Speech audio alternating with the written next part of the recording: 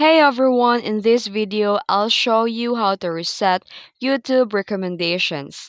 Let's get started. First, open your YouTube app on your phone, then here tap your profile icon. Next, go to the settings and select History and Privacy.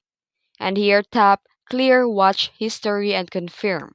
Then tap Clear Search History and confirm. Then this will remove all your past activity that affects your recommendations. After that, go back and tap Pause, Watch History, and Pause, Research History. If you want the YouTube to stop tracking what you watch in the future. If you want the full reset, open YouTube on the desktop and go to the data in YouTube and select Manage YouTube Watch History and delete all activity. And that's it. That's how you reset your YouTube recommendations.